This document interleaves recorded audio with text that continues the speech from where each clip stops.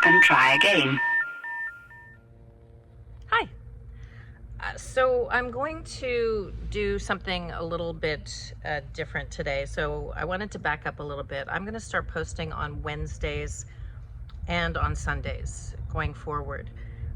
Simply because the Sundays are tending to be a lot of like travel stuff, but Wednesdays are going to be a little bit more about answering questions, explaining the mechanics of course I'm talking, so somebody has to come up and visit. And hi buddy. I thought that I would kick off, so I started Wednesday, which is today, in real time because I don't post my videos. Of course I start this and a helicopter is gonna fly over. But I started with the Wednesdays with Bob Wells, my hero, a legend, the inspiration for the Oscar-winning Nomadland. I interviewed him, and then another time when I was in Quartzsite, Arizona, he interviewed me. And so I started that for a Wednesday. So this Wednesday is going to be about some of the questions I get asked. I am in La Paz, and I've been staying at this place and kind of helping the owner for a really inexpensive rate on my little casita. And I'm not in a vehicle. I'm gonna talk a little bit about that too and how that feels, because some days not so great. But then he decided to lend me, I can actually show you, his little micro Nissan. I don't even know what kind of Nissan it is, and I own a Nissan. So I was able to get around, and that kind of made me feel better. I went to go see some friends on a beach, but I'm here for 10 more days of the month that I started, and I have a double bed and my own bathroom with a beautiful shower, and then this pool deck where I work pretty much, and then here we go, I'll show you again, an outdoor kitchen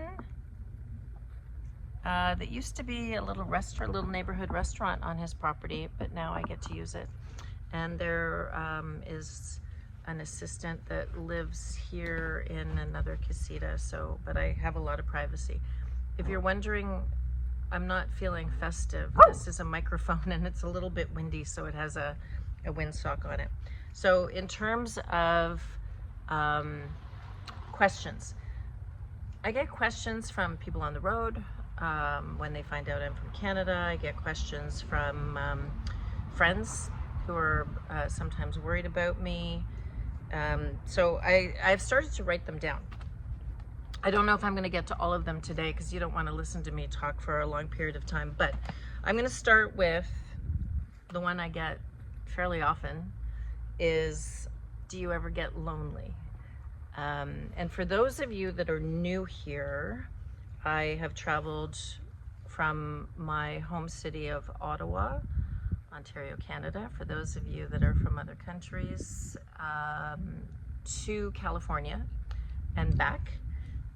Then I traveled from Ottawa to Vancouver Island, and the furthest west that I could get on Vancouver Island. Then I flew from Vancouver. It was a little impulsive because I don't like being without my vehicle, but after 6 weeks of rain, I was just sort of done, and I rented an SUV for the first month that I was here and built that out. So, do I ever get lonely on the road? Sure. But I've had moments of loneliness in a G7 capital.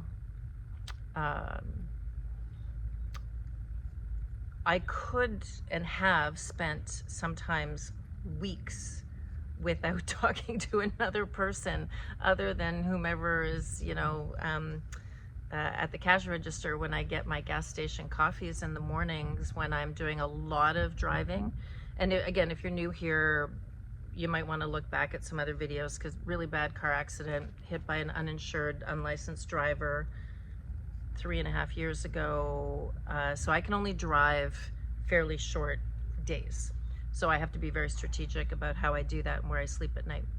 My loneliness is often fixed by my very good friends at home who know who they are, who will just send me I love you texts in the middle of the day or when they're thinking about me. And then I also meet people on the road. I've been to meetups. Lulu, who's an internet sensation, she had 2 women meetups that I went to with, like 100 women. I went to Quartzsite where I met a whole bunch of people thanks to Bob Wells. I went to a friend's house that I met on the road, and she hosted me, Delene, and she was in Huntsville, Texas. That was fantastic. I visited my family and had really important time and conversations with my family members on Vancouver Island. Met a friend in Vancouver, Tsawwassen, part of Vancouver, for a beautiful dinner. And then one of my very best friends in the world, Alana, we spent time together over 2 days, and we stayed in Canmore, Alberta, which is right near Banff and Lake Louise, and we had a beautiful time. So sure, I get lonely sometimes, particularly if the weather's really bad and I'm struggling and I'm cold. I feel a little bit more like, well, this kind of sucks. But yeah, like everybody else, I have lonely times too. Okay, so next question, which kind of plays into this a little bit, and it's going to be really short. How do you date on the road? I am pausing for all of my friends who know me really well to stop laughing. How do I date on the road? I don't. I have no interest in dating. No, I have had some wonderful relationships in my life, and some that were not at all wonderful. And at this point in my life, as I'm on a healing journey, I don't have the time, energy, or mental space to have someone in my life that I have to cooperate with and find common ground. I'm at a point in my life where I'm looking for my own ground. I have taken care of a lot of people in my life, and now I'm taking care of my mental health and my physical health, and there just isn't space for me to have a relationship. And it would be unfair to that person because I have a lot of things that I want and need to do, and compromise on that really isn't going to happen for me right now. And any man that came into my life is going to be a great friend. That's all I have to say about that. Next question. Are you ever afraid on the road? Let me see. Probably 45,000 kilometers on the road. I can only think of one time that I was uneasy.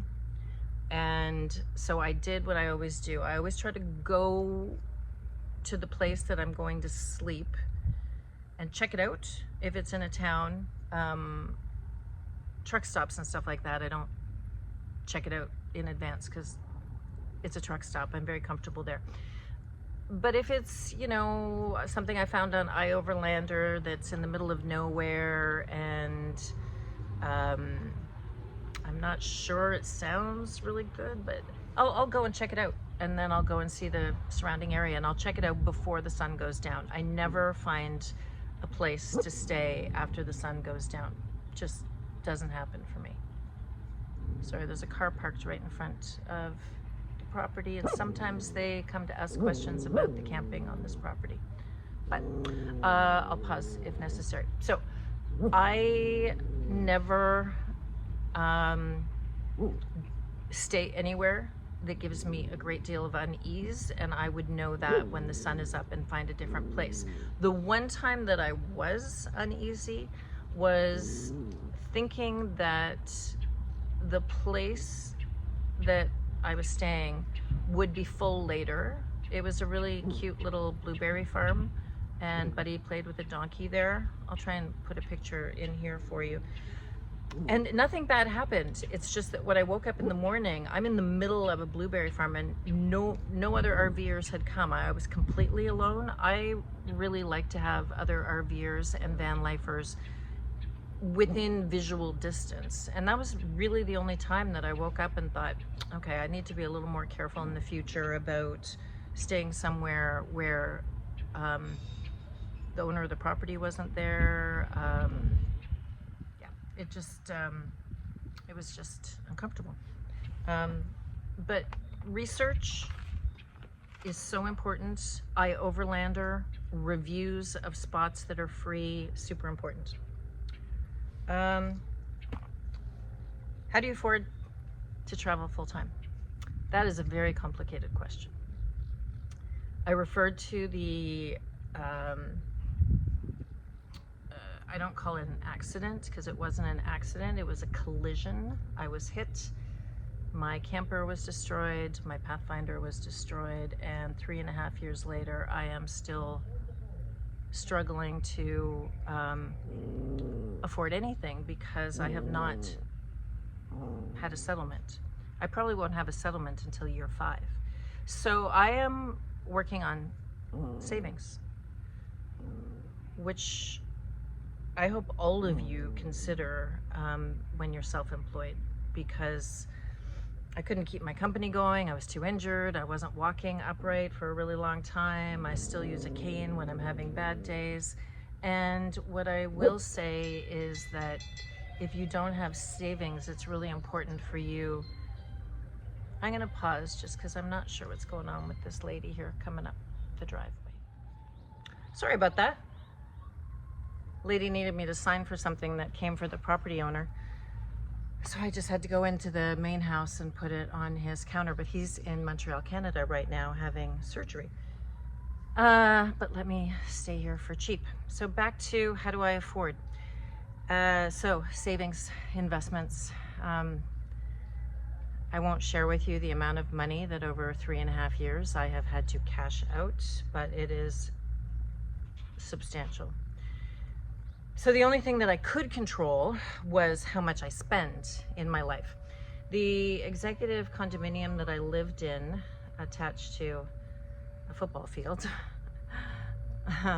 was about $2,500 Canadian a month. Very small. I've owned houses, but this was a point in my life where I was downsizing and I didn't want, at one point I had a 6-bedroom house and I rented out 2 rooms. So I was very much in the rat race. Worked hard, played hard, all that kind of stuff. And so I moved out of there into my vehicle. That was the first major move. It was a vehicle that I had in my heated underground parking. And it was just a little SUV, a little Nissan Rogue. The money that I got for my Pathfinder being destroyed, which could tow, didn't go far enough to buy another Pathfinder in the 5 days that they give you to buy a new car. So my Rogue can't tow a camper. So I had no option but to move into it, which I did. Lots of videos on here about how I built it out, then did it again with my friend Lisa last summer when I went home. And then, I was a Whole Foods, skip the dishes, Uber Eats kind of gal, and all of that stopped. So I am very frugal and I don't usually pay for campgrounds. I do if it's a really difficult place to camp for free, like Tofino, which is a very popular place, and they don't really want van lifers parking on their streets doing stealth. But most of the time, I work as hard as possible to park my vehicle for the night somewhere that I can get into the back and go to sleep. And I have power, I have solar, I have a little fridge, and at the end of this, I'm going to share some big news about some changes coming. I have to pause you again because the dog has walked off. Okay, found the dog. The environment here isn't completely fenced. There are 2 large gates, And every once in a while, Buddy thinks he's going to take himself out onto the very remote road. He's not in danger. It's not a busy road, but, I have to watch him carefully. Traveling with a dog. And just when we wrap up that question about how I afford to travel full time, living in my vehicle, um, being very frugal, I don't go to restaurants anymore. Well, that's not true. I have, kind of in a pinch, but they're usually on a patio where they allow dogs because I don't have a full rig that would have air conditioning. So it has to be somewhere where dogs are allowed to sit on a patio. And I did do that on the Malecon here in La Paz, just to have fish tacos, which were really cheap at a restaurant. So I have done that. But I did want to say one more thing is that when people say to me, how is your vacation going? I'm not on vacation. This is how I live, and I'm trying to build a YouTube channel, some consulting, and I do have one client that my company that I was CEO of had for 12 years, and I still do some work with them, but not nearly as much as I used to. Did you get travel insurance to come to Mexico? 100%. Even though I'm not a big fan of insurance companies, I am smart enough to know that it would be a really bad idea for either the vehicle to have a problem or my health to have a problem. So I shopped around a lot and actually found one through the Canadian Snowbirds Association. I'm only 57, and so I don't consider myself quite retirement age yet, but I did my um, financial planner. She, a very good friend, suggested that I look into all the deals that you can get. So yes, I am insured up the wazoo. And while I think insurance companies play the long game, I just can't risk another major financial hit because I've already had a major financial hit. Okay, so fifth question. I'm not sure how to word this. I guess the question is, how do you make friends on the road? Um, yeah, as someone that was a television anchor and journalist in the field for 25 years, I've never really had a problem going up to people ever. Shy would not be a word that I don't think has ever been used to describe me, except maybe the first day of school. My dad moved around a lot because we were military, and the first day of school is always really tough when you're a little kid. But other than that, so I have no problem going up to people and chatting with people. But I will also say that the friendships that you develop out here, out on the road, are profound because you're already in an environment where people get you, where they are also people that didn't want to be in a rat race anymore. There are also people who are making life choices. So you get to kind of skip all of that finding common ground because you're literally already on common ground. And that just sort of rockets the friendships forward. I'll give you an example. Right here on this spot was a young lady who was just passing through. But we were here pretty much alone and we got to talking. So then I was bold and said, I'm going to go to the beach Tecolote, and why don't we meet there? And I don't have a tent here. My tent is in Vancouver, where my rig is. It's a parking, a storage facility.